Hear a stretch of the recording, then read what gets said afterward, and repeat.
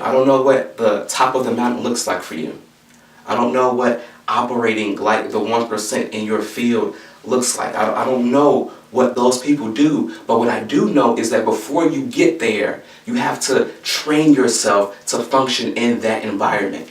If you want to sell out concerts, you have to perform the show before you get the opportunity.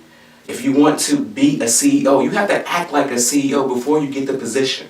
Whatever it is, you have to simulate your success. You have to put yourself in the pressure cooker before the pressure actually comes. Because once the pressure comes, you have to know that you have what it takes to be successful in that environment. But it happens way before you get the opportunity. It means preparation. It means going to an empty concert hall and performing like there are already 100,000 people at the arena. It means waking up writing as if you're already the best-selling author, teaching like you have a classroom full of students listening to your ear. Whatever it looks like, you have to simulate the environment that looks like where you are going. You have to make it more difficult for yourself.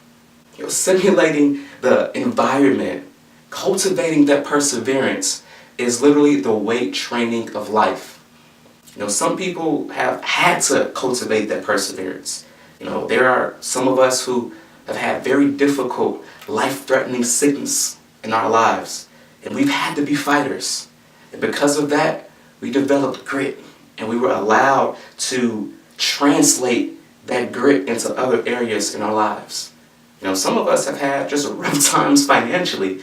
We had to be creative. We had to go without sometimes. And that rough time in life, it developed grit in our hearts. And now that we have a little bit more, this is easy. We know how to do with this because we learned how to do without that. Or some of us have had very disappointing situations, or we've endured heartbreaks. And life has been difficult, and we've had to fight for our joy and keep our passion for the things that we care about most in such an emotionally difficult time. Some of us have been lucky to have those situations, but some of us haven't. And if you haven't, it's all right. And this is why we're talking about developing grit. Sometimes the hard times find us, but if we're going to develop grit, we have to go out there and find the difficult times. We have to go out and create the pressure for ourselves, because if we do that, we are being intentional about training ourselves, not for where we are, because we can handle where we are, but we're prepping ourselves for handling where we are going, being able to handle the next level of success.